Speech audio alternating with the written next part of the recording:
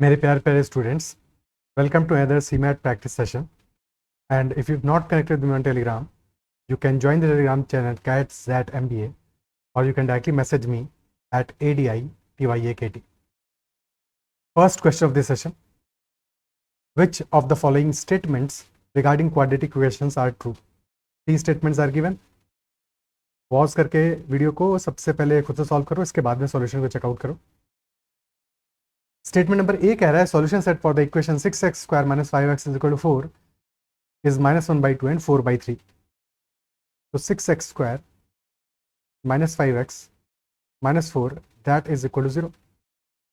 एक तरीका ये हो सकता है तुम सम और प्रोडक्ट देख लो और फिर चेक कर लो. ठीक है, तो सम हमारा आ रहा है 5/6 -b/a और प्रोडक्ट आ रहा है c/a which is equal to -4/6. और यहाँ पे सम कितना आ रहा है? This some is -1/2 + 4/3. 6 एलसीएम आ गया तो -3 + 8 दैट इज 5/6. यस, सम तो मैच कर रहा है. प्रोडक्ट हो जाएगा -1/2 × 4/3. तो this will B -2/3 which is -4/6. भी तो -2/3 हो जाएगा सिंप्लीफाई होके. तो प्रोडक्ट भी मैच कर रहा है, यानी कि स्टेटमेंट ए तो अपना करेक्ट है. ये तो करेक्ट है, पक्की बात है, यानी कि ऑप्शन सी तो आंसर नहीं है. स्टेटमेंट बी कह रहा है nature of the roots of the equation 9x² + 6x + 1 is equal, real and rational. तो नेचर ऑफ द रूट्स के लिए क्या करेंगे? डिस्क्रिमिनेंट पता लगाएंगे कि डिस्क्रिमिनेंट की वैल्यू क्या है. D will be b² - 4ac. तो b² है 36 - 4 इंटू -4ac. सो 4 × 9 × 1. ओके, तो b² - 4ac की वैल्यू आ गई, that is 36 - 36 which is equal to 0. तो क्लियरली रूट्स इक्वल हैं, रियल हैं, और क्योंकि 0 is a perfect square in itself तो रैशनल भी है. ओके, तो बी स्टेटमेंट भी करेक्ट है अपना.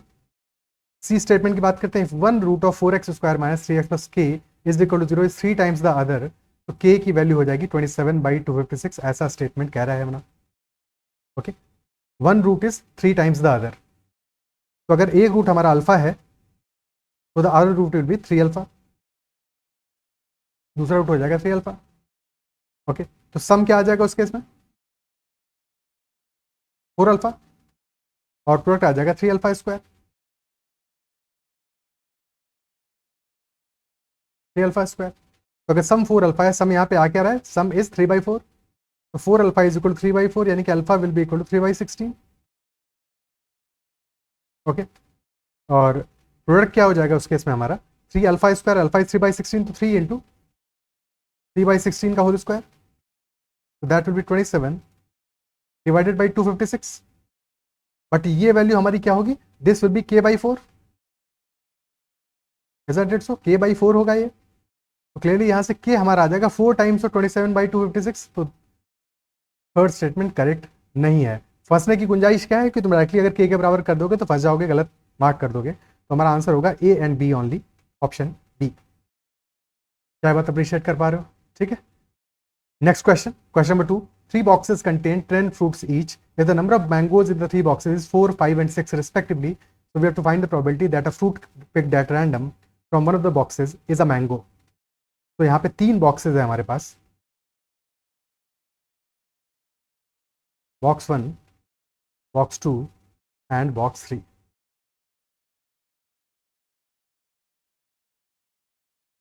और हर एक बॉक्स में नंबर ऑफ फ्रूट्स कितने हैं? 10 है. सब में 10 फ्रूट्स हैं.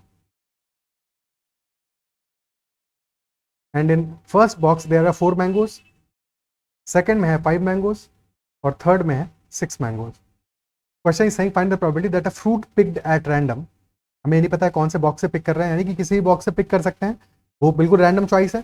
3 बॉक्सेस हैं, तो अगर हम बॉक्स 1 से पिक करेंगे तो भी उतनी ही प्रोबेबिलिटी होगी, बॉक्स 2 से पिक करेंगे तो भी सेम, बॉक्स 3 से तब भी सेम. यानी कि प्रोबेबिलिटी क्या आ जाएगी? बॉक्स 1 से पिक करने की प्रोबेबिलिटी हो जाएगी 1/3, 1/3, क्योंकि टोटल बॉक्सेस 3 हैं. बॉक्स 2 से पिक करने की प्रोबेबिलिटी 1/3 और बॉक्स 3 से पिक करने की प्रोबेबिलिटी 1/3. या तो बॉक्स 1 से करेंगे, या बॉक्स 2 से, या बॉक्स 3 से, और यानी कि प्लस होगा. ठीक है. फिर क्वेश्चन कह रहा है कि हमने एक बॉक्स से रैंडमली फ्रूट पिक किया and that fruit is mango. इसकी प्रोबेबिलिटी क्या होगी? अगर हमने बॉक्स 1 को चूज किया that probability is 1/3, but box 1 को चूज करके जब हम एक फ्रूट निकाल रहे हैं तो there are total 10 fruits out which 4 are mangoes. तो बॉक्स 1 से मैंगो आने की प्रोबेबिलिटी कितनी होगी? That will be 4/10। Box 1 and mango 1/3 into 4/10। Box 2 and mango, mango है 5 आउट ऑफ 10 तो 5/10 प्रोबेबिलिटी। Box 3 and mango 6/10। 1/3 आ जाएगा कॉमन, अंदर 10 डिनोमिनेटर में आ गया और न्यूमरेटर में आ जाएगा 4 + 5 + 6, तो दैट इज 15। 15/10 तो 1/3 इंटू 15/10, 3/2, 3 से 3 गया, तो the probability will be 1/2, option B. ठीक है, किसी के दिमाग में ये बात भी आ सकती है कि अगर हम स्ट्रेट अवे बजाय ये सब कहानी करने के सीधे देखें 10 फ्रूट्स है, 3 बॉक्सेस है, टोटल 30 फ्रूट्स होंगे, और जिसमें से कि 4 मैंगोज है पहले वाले में, 5 है दूसरे वाले में, 6 है तीसरे वाले में, तो आंसर सीधे सीधे हम क्यों ना निकालें 15/30, तब भी तो 1/2 आ रहा है। प्रॉब्लम क्या है दोनों केसेस में? There is a problem, there is a big problem.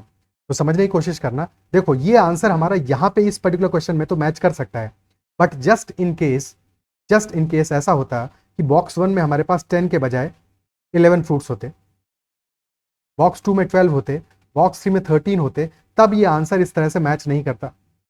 ठीक है, ये सिर्फ कोइंसिडेंटली मैच किया है बिकॉज तीनों बॉक्सेस में नंबर ऑफ फ्रूट्स इक्वल है और तीनों बॉक्सेस को पिक करने की प्रोबेबिलिटी भी इक्वल है। अगर प्रोबेबिलिटी भी इक्वल नहीं होती तब भी ये ऐसे नहीं होता।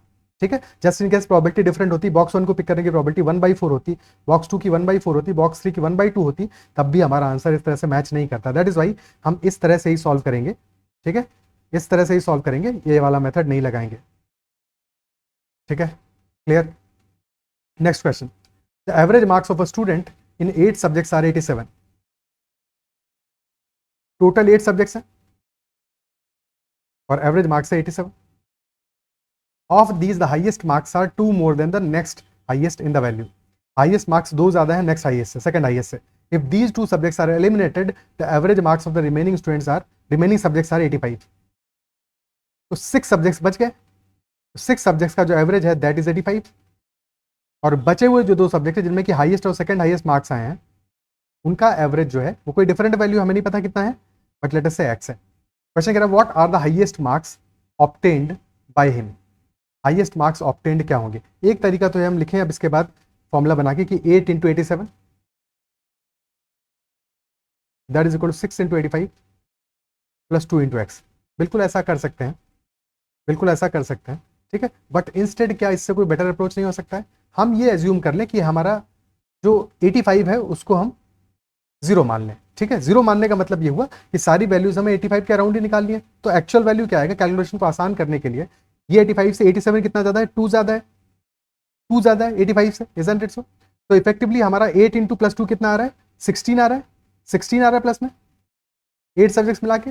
ठीक है, और 85 को हमने 0 मान लिया तो 85 का अपने आप से डेविएशन 0 है, तो यहाँ पे 0 × 6 कितना आ जाएगा? 0 आ जाएगा। और अब टोटल अभी भी हमें क्या चाहिए? Right hand side left hand side में यहाँ भी 16 चाहिए, तो 0 था तो +16 करेंगे, यानी कि 2 × x इज इक्वल टू +16, यानी कि x should be equal to +8, यानी कि जो x का वैल्यू है हमारा that should be 8 higher than 85। क्या ये बात समझ पा रहे हो? ठीक है, क्योंकि हमारा एवरेज जो है, ओवरऑल एवरेज जो है वो 2 ज्यादा है 8 सब्जेक्ट्स में, तो 8 × 2 16 का डेविएशन आ रहा है, जबकि 6 सब्जेक्ट का जो एवरेज है दैट इज 85। ठीक है, तो 6 सब्जेक्ट के जो एवरेज है उससे 8 सब्जेक्ट का एवरेज कितना ज्यादा है? 2 ज्यादा है। सब में कितना फर्क पड़ेगा? 2 × 8 16 का फर्क पड़ेगा, और वो 16 का फर्क पड़ रहा है सिर्फ और सिर्फ इन 2 सब्जेक्ट्स की वजह से, यानी कि एक सब्जेक्ट की वजह से या ऑन एन एवरेज 2 सब्जेक्ट्स की वजह से 8 का फर्क पड़ने वाला है, यानी कि इनका जो एवरेज है दैट इज 85 + 8 विच इज 93। अगर ये बात समझ गए हो तो ठीक है, अदरवाइज ऐसे सॉल्व कर लोगे, अदरवाइज ऐसे सॉल्व कर लोगे। ठीक है, तो भी आंसर अल्टीमेटली 93 हमारा एवरेज आ गया है। अब एवरेज 93 है 2 सब्जेक्ट का और डिफरेंस उनके बीच में 2 मार्क्स का है, तो हाईएस्ट हो जाएगा 93 + 1 94, और लोएस्ट हो जाएगा, लोएस्ट नहीं सेकंड हाईएस्ट हो जाएगा 92। क्वेश्चन में क्या पूछा है? हाईएस्ट मार्क्स पूछे, तो 94 हमारा आंसर होगा, ऑप्शन बी। क्या ये बात क्लियर है? ठीक है, next question, consider function f(x) is equal to mod of x - 2 plus mod of 3 - x plus mod of 4 - x where x is a real number, so what is the minimum value of the function। जब भी कभी mod का value हमें निकालना हो तो mod को हमेशा ऐसे समझो कि डिस्टेंस फंक्शन की तरह से समझो, कि मॉड ऑफ x - 2 का मतलब ये हुआ कि x की 2 से डिस्टेंस। ठीक है, मॉड ऑफ 3 - x का मतलब हुआ x की 3 से डिस्टेंस, मॉड ऑफ 4 - x का मतलब हुआ x की 4 से डिस्टेंस। तीनों पॉइंट्स बना दो, 2 3 एंड 4। ठीक है, अब x हमारा कहीं पे भी लाई कर सकता है, बट हमारा पर्पस क्या है, हमें चाहिए मिनिमम वैल्यू फंक्शन की। लेट अस से x हमारा लाई कर रहा है 2 पे। अगर x 2 पे लाई करेगा, mod of x minus 2 plus mod of 3 minus x plus mod of 4 minus x, अगर x इक्वल टू 2 है तो mod of x minus 2 की वैल्यू तो 0 आ गई। 3 से डिस्टेंस कितना है, 1 का है, यहाँ 1 आ गया। 4 से डिस्टेंस है 2 का, तो यहाँ 2 आ गया, यानी कि सम हमारा आ जाएगा 0 + 1 + 2 that is equal to 3। Okay, अगर हमारा x इज इक्वल टू हमने 3 ले लिया, मिडिल वैल्यू ले लिया, तो mod of x minus 2 1 होगा, 3 minus x 0 होगा, और 4 minus x भी 1 होगा, तो हमारा वैल्यू कितना आ गया, 2 आ गया। और अगर x इक्वल टू 4 लोगे तो फिर वही कहानी, तुमने बॉर्डर वाला एक पॉइंट ले लिया, तो 4 के केस में mod of x minus 2 2 आ जाएगा, mod of x minus 3 1 आ जाएगा, और mod of x minus 4 या 4 minus x 0 आ जाएगा। तो अगेन 3 वैल्यू आ जाएगी। अगर तुम x को लेते हो, लेट अस से हमने ले लिया 1 पे, ठीक है, तो वैल्यू डेफिनेटली बढ़ जाएगी, क्योंकि डिस्टेंस है ना। अब तुमसे जो यहाँ से 1 से 2 का डिस्टेंस 1 होगा, 1 से 3 का डिस्टेंस 2 होगा, 1 से 4 का डिस्टेंस 3 होगा, यानी टोटल वैल्यू कितना आ जाएगा, 6 आ जाएगा। x इक्वल 1 पे वैल्यू 6 आ जाएगा, तो डेफिनेटली वैल्यू इंक्रीज करेगा। अगर तुम 2 से लेफ्ट हैंड साइड पे जाओगे, जब 4 से राइट हैंड साइड पे जाओगे तब भी वैल्यू इंक्रीज करेगा। और अगर हमें वैल्यू चाहिए मिनिमम, तो एक्जैक्टली मिडिल में हम रखेंगे इसको, यानी कि मिडिल वाला जो हमारा क्रिटिकल पॉइंट है वहां पे रखेंगे, तो वैल्यू हमेशा हमारा मिनिमम आएगा। क्या ये बात क्लियर है? सो यहाँ पे आंसर आ जाएगा कि minimum value is equal to 2, option A. Option A, is that clear? ठीक है, नेक्स्ट क्वेश्चन करते हैं। Next is a ship is moving at uniform speed towards the lighthouse. X is the time taken for the angle of elevation to change from 30 degrees to 60 degrees. Why is the time taken for it to come from 60 degrees to the foot of the lighthouse? So what is x is to y? तो एक light house है हमारा,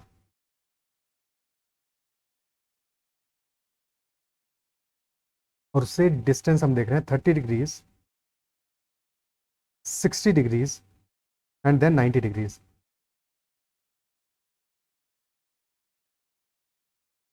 okay, now 30 60 90 वाला triangle पे focus करना है हमको, कि उसके अकॉर्डिंग सारी वैल्यूज निकलेंगी। 30 60 90 वाला ट्रायंगल अगर रिकॉल कर पाओ, अगर तुम्हें सेशंस देखें, अगर नहीं देखा है तो भी मैं फटाफट से बना देता हूँ। 30 के सामने वाला साइड सबसे छोटा होगा, अगर उसको 1 मान लें, 60 के सामने वाला साइड आ जाएगा √3, और 90 डिग्री के सामने वाला साइड यानी कि hypotenuse will be equal to 2, यानी कि साइड्स का रेशियो होगा 1:√3:2। ठीक है, क्या ये बात क्लियर है? ओके, तो अगर हम इस छोटू वाले ट्रायंगल में देखें, अगर ये डिस्टेंस हम 1 मान लें, बिकॉज ये एंगल 30 होगा, भाई ये तो राइट एंगल है, तो दिस एंगल विल बी 30। 30 के सामने वाले साइड को अगर इसको हम 1 मान लें, तो this will be equal to, ये height will be equal to √3 times, isn't it so? अब इस 30 के सामने देखो, यहाँ पे √3 आ रहा है, दिस एंगल इज 60 डिग्रीज। इसके सामने वाला साइड क्या होगा, ये पूरा का पूरा बेस क्या होगा, दैट विल बी √3 का √3 टाइम्स, यानी कि √3 into √3, that will be equal to 3 units. So this is 1 unit, this is total is 3 unit, so this will be equal to 2 units. Question पूछ रहा है why is the time taken to come from 60 degrees to the foot of the lighthouse? तो y time लग रहा है यहाँ पे, और x is the time taken from 30 degree to 60 degree, तो x टाइम लग रहा है यहाँ पे। अब जब डिस्टेंस का जो रेशियो है हमारा वो है 2:1 का, और अगर स्पीड कांस्टेंट है तो टाइम का भी रेशियो यही होगा 2:1 का, और टाइम हमारा क्या है, x is to y। x is to y, ये भी ध्यान देना, ऑर्डर इंपॉर्टेंट है, ठीक है, कभी कभी उल्टा होगा ऑर्डर, तो 2:1 हमारा आंसर आ जाएगा, option C will be the answer. ठीक है, स्पीड कांस्टेंट है, डिस्टेंस और टाइम प्रोपोर्शनल होंगे, समानुपाती होंगे, because speed is constant. Okay, next question, the sum of 3 consecutive integers is equal to their product, how many such possibilities are there? Pause करके video को solve करो खुद से, ठीक है। एक तो देखो, अगर तुमने थोड़ा बहुत क्वेश्चन प्रैक्टिस किए हैं, थोड़ा भी प्रैक्टिस किया होगा नंबर सिस्टम का, तो एक नंबर तो शायद तुम्हें क्लिक कर रहा हो, एक पेयर तो क्लिक कर रहा होगा ऐसा। अगर नहीं क्लिक कर रहा है तो चलो अभी सॉल्व भी करेंगे हम, बट क्या उस पेयर के क्लिक करने से हमारा काम हो जाएगा, बिकॉज ऑप्शन है only 1, only 2, only 3, not possible. एक पेयर तो हमारा दिखता है हमें, मुझे तो दिख रहा है, तुम्हें दिख रहा है कि नहीं, कमेंट में मेंशन करना दिखता है कि नहीं, ठीक है। अगर नहीं दिख रहा है कोई बात नहीं, क्योंकि प्रॉपरली हमें इसको सॉल्व तो करना पड़ेगा, सिर्फ एक पेयर दिखने से हमारा काम नहीं चलेगा। ऑप्शन ए को मार्क कर दोगे तो क्वेश्चन हो जाएगा गलत, ठीक है। 1, 2 और 3 को अगर तुम ऐड करोगे तो वैल्यू क्या आएगा, 6 आएगा, बट अगर मल्टीप्लाई करोगे तो भी वैल्यू क्या आएगा, 6 ही आएगा। ओके, ठीक है। सिमिलरली अगर हम यहाँ पे -1, -2, -3 इनको ऐड करें तो सम आएगा -6, और प्रोडक्ट क्या आएगा, क्योंकि ऑड नंबर्स हैं तो निगेटिव ही आएगा, वैल्यू, तो -1 into -2 into -3 this will also be -6, यानी कि यहाँ पे भी वैल्यू मैच कर रहा है। क्या ये 2 पेयर ही होंगे या कोई और पेयर भी पॉसिबल हो सकता है? ठीक है, अभी रिकॉल तो नहीं कर पा रहे हैं। ठीक है, तो चलो सॉल्व करने की कोशिश करते हैं। इस क्वेश्चन को सॉल्व कैसे करेंगे? 3 कॉन्जिक्यूटिव इंटीजर्स हैं, तो हम मान लेते हैं तीनों कॉन्जिक्यूटिव इंटीजर्स को, लेट अस से x-1 x एंड x+1, ये तो हो गया प्रोडक्ट, और सम हो जाएगा x-1 plus x+x+1, that sum will be equal to 3x, यानी कि this product is equal to 3x, और प्रोडक्ट हमारा क्या आ रहा है? This is x into x² -1 which is nothing but x³ minus x, that is equal to 3x, तो x³ minus 3x is equal to 0, और यहाँ से आ गया x कॉमन आ गया, अंदर बचा x² -3, एक second minus x equal 3x, -4x आएगा यहाँ पे, -4x आएगा। ठीक है, x into x -4, x² -4 is equal to 0, तो यहाँ से 3 चीज़ें मिलेंगी, या तो x इक्वल टू 0 होगा, या तो +2 होगा, और या फिर -2 होगा। 0 +2 एंड -2। अब x हमारा 0 है अगर, तो हमें वैल्यू क्या मिलेगी? जब x इक्वल टू 0 है तो 3 कॉन्जिक्यूटिव नंबर्स हमारे हो जाएंगे -1 0 एंड +1, और ये वाला पेयर हमें नहीं मिला था, बाकी दो तो हमने वैसे ही देख लिए थे, तो टोटल 3 पेयर्स आए, ऑप्शन सी आंसर आ जाएगा। ठीक है, जब x हमारा +2 होगा तो नंबर्स हो गए 1 2 एंड 3, जब x हमारा -2 होगा तो -1 -2 and -3, these will be the numbers, तो answer will be only 3 such pairs are possible. ठीक है, तो प्रॉपर इक्वेशन बनाओगे तो आइडेंटिफाई कर पाओगे, इसलिए कभी भी ऐसे क्वेश्चन में अगर ऑप्शंस तुम देखो, ऑप्शंस को देख के तुम्हें समझ में आ रहा है कि कहीं फंस सकते हैं, तो डेफिनेटली सॉल्व करना है प्रॉपरली। ठीक है, क्लियर है? नेक्स्ट क्वेश्चन करते हैं। m is the largest multiple of 8 with all digits different from each other, सारी डिजिट्स डिफरेंट है और लार्जेस्ट मल्टीपल है 8 का, तो अगर लार्जेस्ट मल्टीपल है, सारी डिजिट्स हमारे क्या है? डिफरेंट है, यूनिक है, तो मैक्सिमम कितनी डिजिट्स हो सकती हैं? मैक्सिमम 10 डिजिट्स हो सकती हैं, मैक्सिमम 10 हो सकती है, जरूरी नहीं 10 हो, क्योंकि 10 होने के बाद में हमें कोई ऐसा नंबर मिलना भी तो चाहिए जो कि 8 का मल्टीपल हो। ठीक है, बट मैक्सिमम पॉसिबल नंबर जो हो सकता है वो 10 डिजिट का हो सकता है, ये श्योर है, क्योंकि सारी डिजिट्स डिफरेंट होनी है। 10 के बाद 11 डिजिट पे जाओगे तो कोई ना कोई डिजिट जरूर रिपीट होगी, क्योंकि 10 के बाद डिजिट बनी ही नहीं है। रोमन न्यूमरल्स में थोड़ी पूछ रहा है, ठीक है, डेसिमल सिस्टम में पूछ रहा है। What is the remainder when m is divided by 1000, तो लार्जेस्ट मल्टीपल हमें पता लगाना है। डिजिट्स हमारी क्या है? 0 से लेकर 9 तक, सारी की सारी डिजिट्स ले लो। अब अगर लार्जेस्ट बनाना है और 8 का मल्टीपल होना है, 8 का डिविजिबिलिटी क्या होता है? डिविजिबिलिटी बाई 8 होता है कि लास्ट की जो 3 डिजिट्स हमारी, दोज शुड बी डिविजिबल, उनसे बनने वाला जो नंबर है that should be divisible by 8, और हमें चाहिए नंबर लार्जेस्ट। तो जब भी लार्जेस्ट मल्टीपल बनाओगे तो जो बड़ी डिजिट्स हैं 7 8 9 6 5, these should be at the left hand side. जितना लेफ्ट हैंड साइड पे बड़ी वैल्यूज होंगी उतना हमारा नंबर लार्जर होगा। तो राइट हैंड साइड पे अगर पॉसिबल हो तो सबसे छोटी वैल्यूज चाहिए, सबसे छोटी डिजिट चाहिए, यानी कि इफ पॉसिबल 0 1 एंड 2 से हमारा लास्ट डिजिट्स बननी चाहिए। क्या ये बात समझ पा रहे हो? तो हम क्या करेंगे, हमें बाकी नंबर से कुछ भी मतलब नहीं है, 3 4 5 6 7 8 9 कैसे भी रखो, क्योंकि हमारा 1000 तो in any case divisible by 8 है। ठीक है, तो स्टार्ट में 3 4 5 6 7 8 9 कैसे भी रखा हो, लास्ट डिजिट अगर हमारी डिविजिबल है 8 से, पूरा नंबर डिविजिबल बाई 8 जरूर होगा। तो 0 1 2 को कैसे ऑर्डर में रख सकते हैं? या तो 0 1 2 होगा, या तो 0 2 1 होगा, या तो 1 0 2 होगा, या तो 1 2 0 होगा, या तो 2 0 1 होगा, या तो 2 1 0 होगा। क्लियरली जो ऑड वैल्यूज हैं वो तो 8 से डिविजिबल हो ही नहीं सकती, 2 1 0 भी नहीं हो सकता है। ठीक है, 0 1 2 नहीं हो सकता, 1 0 2 नहीं हो सकता, सिर्फ और सिर्फ 120 है विच इज डिविजिबल बाई 8। और वैसे भी हमें लार्जेस्ट चाहिए था तो हम फोकस करते इन नंबर्स पे। ठीक है, तो अगर मल्टीपल डिविजिबल होते 8 से तो हम देखते लार्जेस्ट कौन सा है उनमें से। ठीक है, क्योंकि हमें अल्टीमेटली लार्जेस्ट ही चाहिए, बट 120 लार्जेस्ट आ रहा है ऐसा, और 120 इज डिविजिबल बाई 8। क्वेश्चन हमसे क्या पूछा है कि what is the remainder when m is divided by 1000, तो हमारा लार्जेस्ट नंबर होगा क्या? That will be 9 8 7 6 5 4 3 1 2 0, this will be the largest number. और जब डिवाइड करोगे 8 से, अच्छा डिवाइड बाई 1000 है, 1000 से डिवाइड करेंगे so remainder will be 120, option D answer आएगा, और एक्चुअल रिमाइंडर आएगा 120। तो this is the value of m। क्या ये बात क्लियर है? ठीक है, अगला क्वेश्चन देखते हैं। Let p be a 2 digit number and q be the number consisting of same digits written in reverse order, यानी कि p एक 2 डिजिट का नंबर है, क्यू के हमने डिजिट्स को रिवर्स कर दिया और पी इंटू क्यू आ रहा है 2430, then what is the difference between p and q? तो अगर पी हमारा लेटेस्ट से नंबर है ए बी, तो क्यू हो जाएगा बी ए बी हो गया, और प्लेस वैल्यू के हिसाब से we can write that this number is 10a plus B, actual value 10a plus B होगी, and this will be 10b plus A, दोनों को मल्टीप्लाई कर दोगे तो 2430 आएगा। ठीक है, बट अगर सॉल्व करने बैठोगे तो ये बड़ा कॉम्प्लेक्स सा इक्वेशन बन जाएगा। करेक्ट अप्रोच इस क्वेश्चन का क्या होना चाहिए? देखो, जब तुम दोनों नंबर्स को मल्टीप्लाई कर रहे हो तो हमारा वैल्यू आ रहा है, मल्टीप्लीकेशन आ रहा है 2430, और क्या यहाँ पे देख पा रहे हो कि 2430 हमारा 2 का भी मल्टीपल है यानी इवन है, और 5 का भी मल्टीपल है। ठीक है, 2 का मल्टीपल होने से तो बहुत ज़्यादा हेल्प नहीं मिलेगी, हाँ इतना ज़रूर पता चलेगा कि दोनों डिजिट्स में से एक डिजिट हमारी इवन होगी, ये पता चलता है।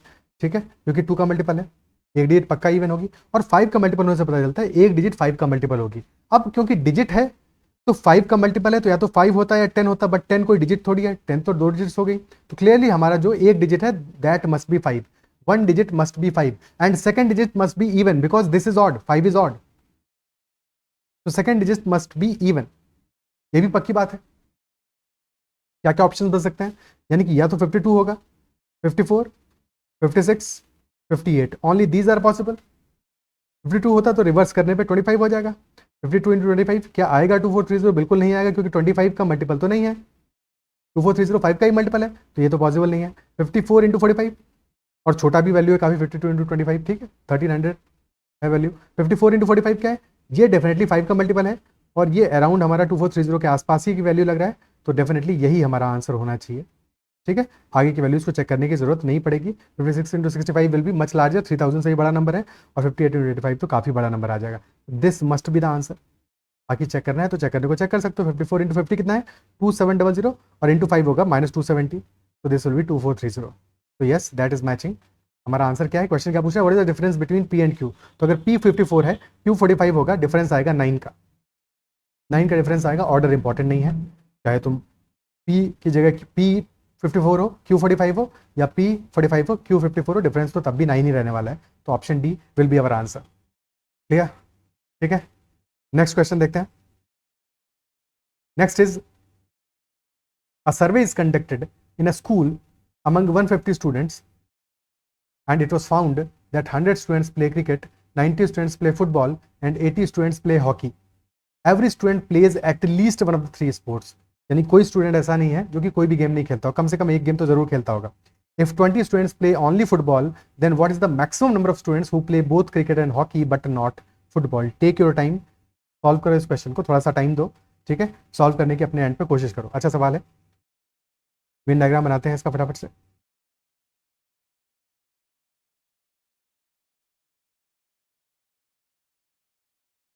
तो टोटल 150 स्टूडेंट्स हैं, और सारे स्टूडेंट्स कुछ ना कुछ गेम तो जरूर खेलते हैं। क्रिकेट खेलने वाले कितने हैं? 100 हैं। फुटबॉल खेलने वाले 90 हैं, और हॉकी खेलने वाले हैं 80।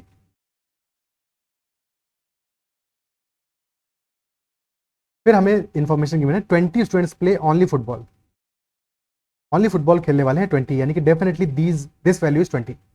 अब अगर ये वैल्यू 20 आ गया है, तो अब जो बाकी वैल्यूज बची हैं वो कहाँ पे लाई करेंगी? वो कहाँ पे लाई करेंगी? हमें फोकस करना है अब इस पोर्शन,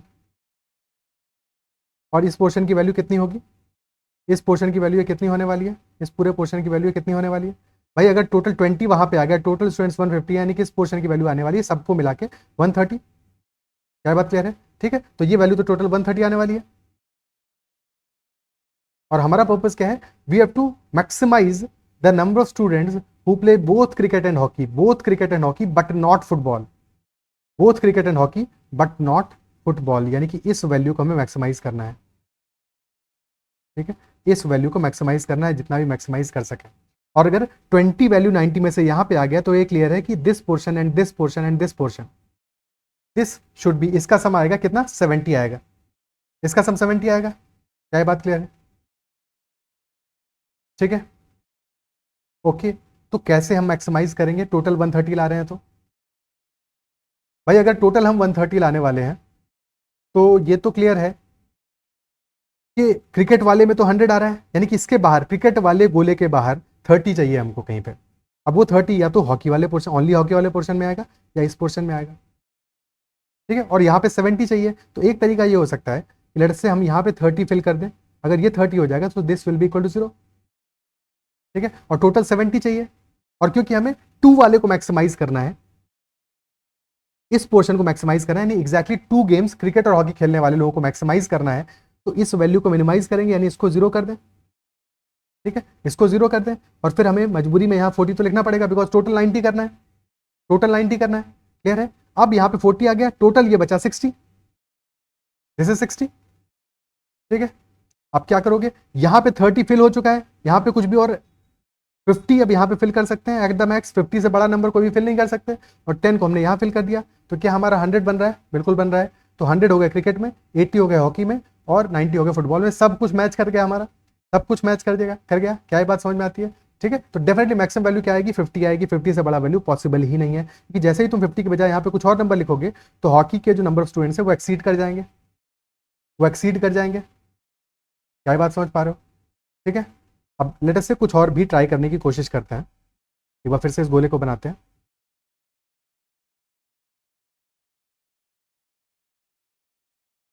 इसको हमने यहाँ पे 20 रखा, अब हम लेट अस से यहाँ पे 55 रख देते हैं, क्या ये पॉसिबल हो पाएगा, ठीक है। टोटल चाहिए 80 का, अगर 55 हमने यहाँ रख दिया, इसको तो 0 ही रखेंगे, तो ये वैल्यू होगी 25, 80 हो गया, ये वैल्यू 0 हो गई, ठीक है। और टोटल हमें क्योंकि 70 चाहिए था, तो अब यहाँ पे 45 रख दिया, तो दिस इज 100, अब यहाँ पे 0 आ गया, तो क्या ये पॉसिबल है, क्या ये केस पॉसिबल है, यहाँ पे वैल्यूज क्या आ गई हमारी, this is 70 plus 20 90, this is 80 and this is 100, yes this is also possible. तो ये बेटर सॉल्यूशन हो गया ना हमारा, यानी कि डेफिनेटली हमारा जो आंसर है that will B 55 and not 50। एक बार चेक कर लेते हैं कि 55 में कहीं पे हमने कोई कंडीशन तो ब्रेक नहीं की है, इसीलिए 100 मैक्सिमाइज करने के लिए कोशिश किया, एक बार फिर से ट्राई किया, कंडीशन है टोटल 150 है, टोटल तो हमारा मैच हो रहा है कि नहीं मैच हो रहा है, this is 100 and this is 145, तो टोटल ही हमारा मैच नहीं हो रहा, because ultimately this is 70 plus 55 that is 125 value आ रहा है, तो प्रॉब्लम हो गया यहाँ पे, ये टोटल 125 आ रहा है, जबकि हमें 130 चाहिए, तो ये प्रॉब्लम आ रहा है, ठीक है। So that is why this will not be the solution, solution यही रहेगा, 50 हमारा आंसर होगा, ऑप्शन सी,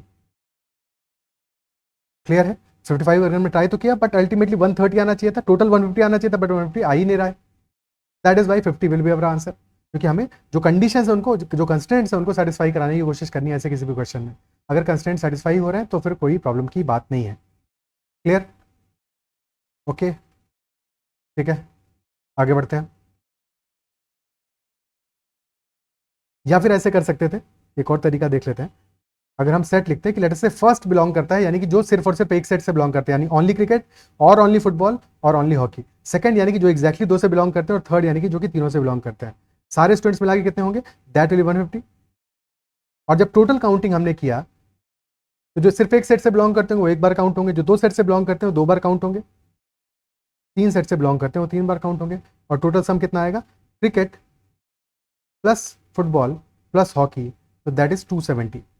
अब सेकंड में से फर्स्ट को सब्ट्रैक्ट कर दोगे तो हमारी इक्वेशन बन जाएगी second plus 2 times third, that will be equal to 120, that will be equal to 120। और अगर हमें नंबर को मैक्सिमाइज करना है कि only both cricket and hockey but not football, तो यानी कि कोशिश हमें ये करना है कि थर्ड वाले को 0 कर दें और सेकंड को 120 कर दें, तो क्या पॉसिबल है, अगर हम ऐसा करेंगे तो फर्स्ट वाला कितना बचेगा, 30 बचेगा, 30 बचेगा, और फर्स्ट वाला जो 30 है उसमें से 20 हमने ऑलरेडी दिया हुआ है, ऑलरेडी दिया हुआ है किसको, फुटबॉल वाले को, क्योंकि इन्फॉर्मेशन क्वेश्चन में ही गिवन है, तो 10 हमें कहीं और रखना पड़ेगा, ठीक है, और सेकंड वाले को फिर 120 में अरेंज करना पड़ेगा। अब इस इंफॉर्मेशन के बेसिस पे भी तुम अपने डायग्राम में जाके चेंजेस कर सकते हो, ठीक है। तो इस तरह से इक्वेशन बना के भी सॉल्व कर सकते हो, और अंडरस्टैंडिंग के बेसिस पे सॉल्व कर पाओ तो ऐसे भी सॉल्व कर सकते हो, जिस भी तरीके से तुम कंफर्टेबल फील करो, ठीक है। आगे बढ़ते हैं, अगला क्वेश्चन, at a dinner party everyone shakes hands with everyone else, there were 105 handshakes involving only women and 300 handshakes involving only men.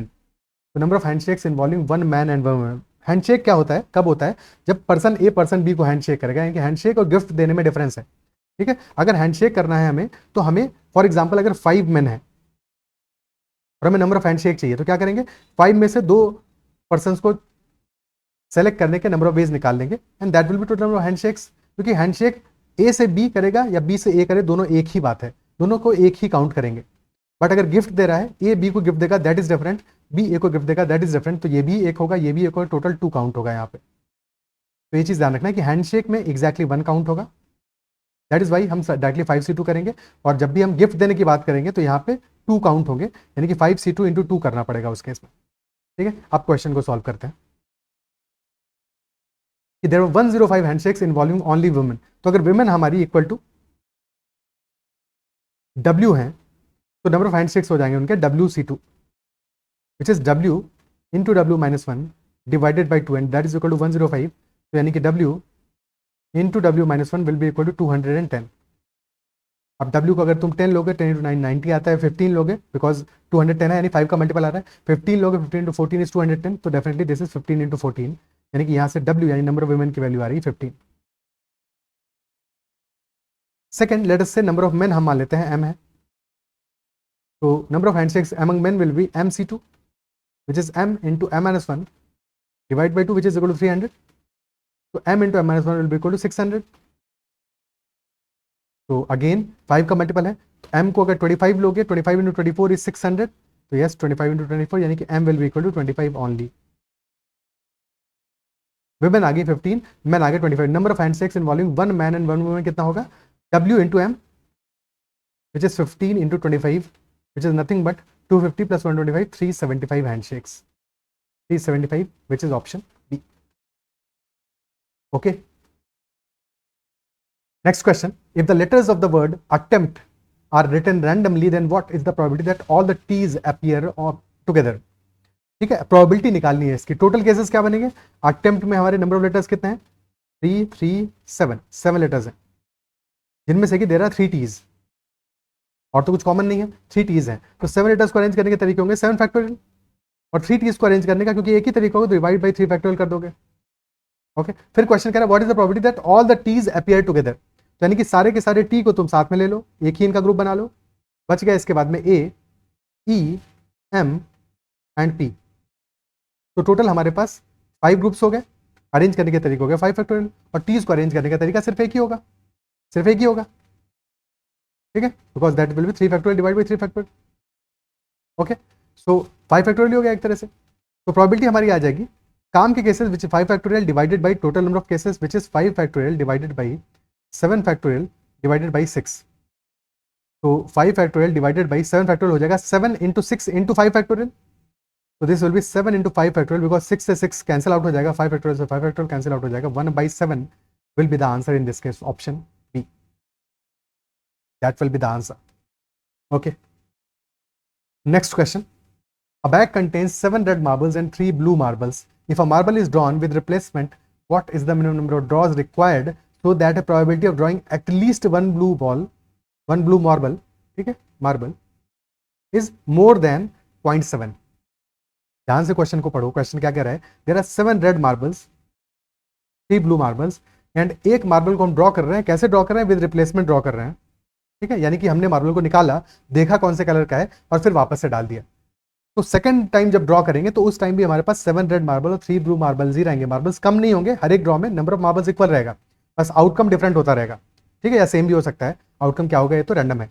तो what is the minimum number of drawers required so that probability of drawing at least 1 blue marble is more than 0.7। ठीक है, 0.7 से ज्यादा probability हो, कम से कम एक blue marble तो आ जाए। ठीक है, यानी कि कितनी बार हम लगातार रेड मार्बल निकालें कि उसकी प्रोबेबिलिटी लेस देन 0.3 पहुंच जाए। क्या ये बात समझ पा रहे हो?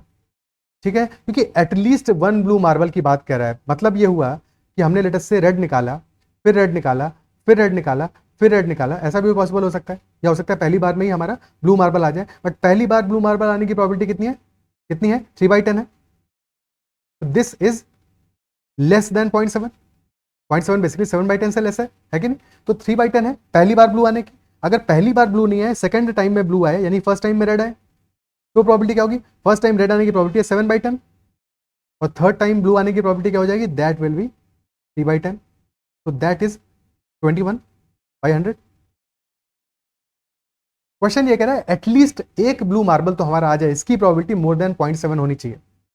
ठीक है, तो दोनों टाइम रेड आने की प्रोबेबिलिटी क्या होगी भाई? वो हो सकती है 7/10 × 7/10। क्या बात क्लियर है? और पहली बार में ही हमारा ब्लू मार्बल भी आ सकता था, isn't it so? ठीक है, तो हम ये देख लेते हैं कि एक भी हमारा ब्लू मार्बल नहीं है, इसकी प्रोबेबिलिटी अगर 0.3 से कम हो जाती है तो डेफिनेटली एटलीस्ट एक ब्लू मार्बल आने की प्रोबेबिलिटी 0.7 से ज्यादा आ जाएगी, क्योंकि या तो 0 ब्लू मार्बल आएंगे, तुमने मान लो n टाइम्स तुमने ड्रॉ किया, n ड्रॉज किए, तो या तो 0 ब्लू मार्बल आएंगे तब तक, और एटलीस्ट 1 आएगा। तो इन दोनों में से कोई एक केस तो होगा, यानी इन दोनों में से इन दोनों केसेस की प्रोबेबिलिटीज को ऐड कर दोगे, probability of 0 blue marbles plus probability of greater than equal to 1 blue marble, ये टोटल 1 आना चाहिए। क्या ये बात समझ पाए हो? क्योंकि यही बात मैं समझाना चाह रहा हूं कि या तो 0 ब्लू मार्बल आएगा या कम से कम एक आएगा। ठीक है, अगर तुम n नंबर ऑफ ड्रॉज करते हो तो कम से कम एक आने की प्रोबेबिलिटी हम डायरेक्टली नहीं निकाल सकते, बट ये प्रोबेबिलिटी निकाली जा सकती है, बिकॉज अगर 0 ब्लू मार्बल आए यानी हर बार रेड मार्बल आया है n ड्रॉज में से। ठीक है, और डेफिनेटली क्योंकि हमें this probability we need more than 0.7, greater than 0.7 होना चाहिए, तो प्रोबेबिलिटी ऑफ 0 मार्बल्स के लिए क्या कहानी बनेगा, that will be 1 minus probability of greater than equal to 1 blue marble. और अगर ये वैल्यू हमारी ग्रेटर देन 0.7 है तो 1 में से सब्ट्रैक्ट करोगे, so this probability of 0 marble, 0 blue marble should be less than 0.3, less than 0.3। ठीक है, और अगर तुमने n ड्रॉज कराए हैं और हर बार रेड मार्बल आया है तो इसकी प्रोबेबिलिटी क्या होगी, 7/10 होगी पहली बार में, 7/10 होगी दूसरी बार में, 7/10 होगी तीसरी बार में, यानी कि प्रोबेबिलिटी ऑफ 0 मार्बल से n draws will be equal to 7/10 to the whole power n, to the whole power n। Options दिए हैं 3, 4, 5, 6, तो लेटर से 3 के लिए निकाल लेते हैं। n इज इक्वल टू 3 के लिए निकालेंगे तो 7 क्यूब हो जाएगा कितना, 343, तो 343 डिवाइड बाई 1000, तो दिस इज ग्रेटर देन 0.3, हमें चाहिए लेस देन 0.3, तो 3 पे काम नहीं चल रहा। n इज इक्वल टू 4 करोगे तो दैट विल बी 343 इंटू 7, कितना वैल्यू आएगा, कितना वैल्यू आएगा, that will B 2601 divide by 1000, 10,000, तो दैट वैल्यू इज अराउंड 0.26, यानी कि लेस देन 0.3 आ रहा है, हमारे काम की वैल्यू आ रही है, यानी कि n is equal to 4 is the solution, option B will be the answer. क्या ये बात समझ पाए हो? अच्छा सवाल था, बट क्या इसकी लैंग्वेज क्लियर हो पाई है तुम्हें, तुम बात समझ पाए हो क्वेश्चन की? ठीक है, बिकॉज ये पॉइंट पकड़ना यहाँ पे बहुत इंपॉर्टेंट था, अगर ये पॉइंट नहीं पकड़ पाओगे तो क्वेश्चन को कहीं ना कहीं पे रॉन्गली गलत अटेम्प्ट कर दोगे। ठीक है, बिकॉज हम टोटल केसेस नहीं निकाल पाएंगे। अगर तुम probability greater than equal to 1 blue ball के निकालने बैठोगे तो फिर तुम्हें बहुत सारे केसेस निकालने पड़ेंगे कि पहली बार में ब्लू आ जाए या दूसरी बार में आए, तीसरी बार में n टाइम्स का तुम कंसिडरेशन कर रहे हो, तो बहुत सारे प्रॉब्लम्स हैं उसमें। ठीक है, तो मल्टीपल केसेस बनाने के बजाय एक केस बनाओगे और उसको 1 से सब्ट्रैक्ट करोगे, अपना क्वेश्चन सॉल्व कर लोगे। क्लियर है? ठीक है, क्या अप्रिशिएट कर पाए हो इस बात को? ठीक है, कोई डाउट हो इस क्वेश्चन में, कहीं पे भी डाउट है, फिर भी तुम्हें लैंग्वेज में कहीं पे कंफ्यूजन हो रहा है या किसी भी तरह का तुम्हारा कितना ही बेसिक डाउट करना हो, बेहिचक तुम कमेंट में मेंशन करना और मुझसे डाउट पूछ लेना। ठीक है, तो I will explain it further according to you कि तुम्हारा पर्टिकुलर डाउट क्या है। ठीक है, बाकी आई होप मैंने अपनी तरफ से कोशिश किया है कि तुम्हें बात समझ में आ जाए। ठीक है, नेक्स्ट क्वेश्चन देखते हैं। Vinith's salary increased by 50% whereas the tax increases by 80%। Salary तो इंक्रीज की 50% से, बट टैक्स को 80% से बढ़ा दिया, तो डेफिनेटली जो उसका सैलरी इंक्रीज करने के बाद में जो वैल्यू बचने वाला है उतना नहीं बचेगा शायद। तो what is the percentage increase in the tax rate, tax rate में इंक्रीज, परसेंटेज इंक्रीज कितना होगा? ठीक है, तो बेसिकली यहाँ पे कह रहा है टैक्स इंक्रीज हुआ है 80% से, टैक्स रेट इंक्रीज करने की बात नहीं कर रहा है, टैक्स रेट का इंक्रीज तो क्वेश्चन पूछ रहा है। अब देखो, अगर सैलरी हमारी विनीत की, हमारी नहीं, 100 से 150 हो गई है, 50% से बढ़ी, यानी कि 100 से 150 हो गई है, और टैक्स के बारे में क्या है ना, टैक्स 80% से इंक्रीज किया है, तो लेट अस से सैलरी पे पहले टैक्स उसका था 100x, तो अभी कितना हो जाएगा, 80% से इंक्रीज किया है यानी कि 180x हो जाएगा, 180x हो जाएगा, इज दैट सो? अगर टैक्स रेट उतना ही रहता जितना पहले था, तो अगर पहले टैक्स 100x था तो बाद में टैक्स कितना होता, 150x होता, क्योंकि सैलरी 150 टाइम्स, मतलब 100 से 150 हो गई है। अगर सैलरी 50% से बढ़ी है तो टैक्स भी हमारा 50% से बढ़ता, अगर कुछ भी टैक्स रेट में चेंज नहीं आता, बट क्योंकि चेंज आया है दैट इज बाई 80% से इंक्रीज किया है, यानी कि कितना चेंज, कितना एडिशनल टैक्स बढ़ा है, दैट इज 30x से एडिशनल बढ़ा है, और 150 यूजुअल होता, तो 150 का 30x कितना है, दैट इज 20%, 20%, यानी कि टैक्स रेट हमारा 20% से इंक्रीज किया होगा, option B is the answer. दूसरा तरीका क्या हो सकता है, इस क्वेश्चन को और भी इजीली सॉल्व करना चाहते हो कि सैलरी हो गई 100 से 150, अब तुम मान लो टैक्स 100 जब सैलरी थी तो कोई भी टैक्स की वैल्यू एज्यूम कर लो। ठीक है, कोई भी सिंपल सी वैल्यू एज्यूम कर लो, लेट अस से हम एज्यूम करते हैं कि टैक्स था 50% था, 50 रुपीज़ का टैक्स था, अगर सैलरी 100 रुपीज़ थी, अब हो गई 150, ठीक है, 100 पे टैक्स था 50 का, अब टैक्स कितना हो गया, इंक्रीज किया है 80% से, 80% कितना होगा 50 रुपीज का, 40 रुपीज होगा, 40 रुपीज होगा, इजंट इट सो? यानी कि अब क्या हो गया, 90 रुपीज हो गया टैक्स। पहले टैक्स रेट था 50%, तभी 50 रुपीज आया। अब 150 का 90 कितना है, दैट इज 60%। नहीं, पहले टैक्स रेट था 50%, अब हो गया है 60%। 10% बढ़ा है किस पे, 50% से, तो 10/50 इंटू 100 यानी कि 20% का इंक्रीज आया है टैक्स रेट में। ठीक है, यहाँ पे जो परसेंटेज है इंक्रीज है, ये किस पे है, बेस वैल्यू पे है। ठीक है, एब्सोल्यूट वैल्यू पे नहीं देखना है, बेस वैल्यू पे है। ठीक है, 50 से 60 में 10% का इंक्रीज आया, वो टैक्स रेट का इंक्रीज है, बट बेस वैल्यू पे इंक्रीज क्वेश्चन पूछ रहा है, that answer will be 20%, option B. Clear है? बिकॉज ये 50% ये तो हमने एज्यूम किया है, ये वैल्यू कुछ भी हो सकती है, 50% हो, 40% हो, 30% हो, हमारा आंसर रहेगा 20% बेस वैल्यू पे चेंज आया है। क्लियर है? Okay, next question, on one side of a 1.01 kilometre long road 101 plants are planted at equal distance from each other. तो एक साइड पे किसके रोड की लेंथ है 1.01 किलोमीटर, यानी कि 1010 मीटर्स है, 1000 मल्टीप्लाई करके, और 101 प्लांट्स को हमने प्लांट किया है। तो 1 plant, 2 plant, 3 plant, 4 plant, 5 plant, 6 plant, 7 plant and total 101 plants है। इनके बीच के गैप कितने होंगे, टोटल 101 प्लांट्स हैं, तो ये जो गैप्स हैं ये कितने होंगे, अगर ये गैप हम x मान लें तो ये कितनी बार आएगा, 100 टाइम्स आएगा, बिकॉज टोटल 101 प्लांट्स हैं, इजंट इट सो? यानी कि 100x की वैल्यू हमें दी है 1010, यानी कि x की वैल्यू आ जाएगी 101 डिवाइडेड बाई 10, यानी कि 10.1 मीटर्स। तो that is the gap between two plants. Question पूछा what is the total distance between 5 consecutive plants. तो जब 5 कॉन्सेक्यूटिव प्लांट्स में हम बात करेंगे, टोटल डिस्टेंस कितना होगा, that will be 4x। Easy question, 4x की वैल्यू क्या होगी, 4 इंटू 10.1, तो that is 40.4 metres, option B. Okay, next question, next is HCF of two numbers is 61 and their product is 44652. What is the minimum possible difference between the two numbers?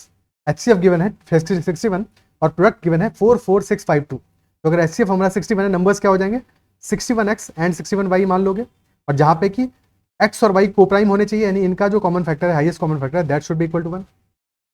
Product आ रहा है 44652, तो 61x into 61y that is 44652। 61 का square क्या होगा, ठीक है, 61 के स्क्वायर की वैल्यू क्या आएगी, या फिर सीधे सीधे, क्योंकि 61 एक टाइम नंबर है, स्क्वायर करके काट नहीं पाओगे, तो 61 से अपन कैंसिल आउट करते हैं। 61 से कितनी बार जाएगा, ये 7 टाइम्स जाएगा, 427 हो गया, बचा 19, 195 3 टाइम्स जाएगा 183, फिर बचा 122, यानी 732 हो गया। अब इस 61 से काटोगे, 1 टाइम जाएगा, फिर बचा 122, यानी कि 12 हो जाएगा। तो x into y is equal to 12, और क्योंकि x और y को प्राइम होने चाहिए, तो x और y की वैल्यू क्या क्या हो सकती है, it could be 1 into 12, it could be 2 into 6, 2 into 6 हो सकता है क्या, बिल्कुल नहीं हो सकता, बिकॉज 2 एंड 6 आर नॉट को प्राइम, दे आर नॉट को प्राइम, तो 2 और 6 तो नहीं हो सकता, बिकॉज वहां पे फिर हमारा HCF 61 नहीं आएगा। 3 एंड 4 हो सकता है। क्वेश्चन में हमें क्या चाहिए, मिनिमम पॉसिबल डिफरेंस चाहिए किसके बीच में, दो नंबर्स के बीच में। तो जब 1 और 12 मान लोगे एक्स और वाई को, तो एक नंबर हमारा हो जाएगा इस केस में 61 इंटू 1, और दूसरा नंबर हो जाएगा 61 इंटू 12, तो यानी कि डिफरेंस हमारा अच्छा खासा बड़ा आ जाएगा, 61 इंटू 11 आ जाएगा। बट इस वाले केस में जब हमारा 3 इंटू 4, 3 और 4 एक्स वाई को मानोगे, तो एक नंबर होगा 61 into 3, other number will be 61 into 4, तो difference will be 61 into 1 which is only 61। तो answer will be option D which is none of these, क्योंकि 61 ही हमारा डिफरेंस आएगा। Okay, minimum possible difference. अगर मैक्सिमम पूछता तो 61 इंटू 11 यानी कि 671 आंसर आता, ये तो मैक्सिमम डिफरेंस आता, मिनिमम आएगा 61। क्या ये बात क्लियर है? ठीक है, तो these are all the questions in this session. I believe session पसंद आया, क्वेश्चन समझ में आएगा, क्वेश्चन अगर समझ में है, सेशन पसंद आया है तो सेशन को लाइक जरूर करना, अपना फीडबैक जरूर शेयर करना, किसी भी क्वेश्चन में कहीं पर डाउट है तो कमेंट जरूर मेंशन करना, और साथ में you can also connect with my Telegram at ADITYAKT and you can also join the Telegram group. That is all for this session, bye bye, take care, पढ़ते रहो, एंड दैट्स ऑल।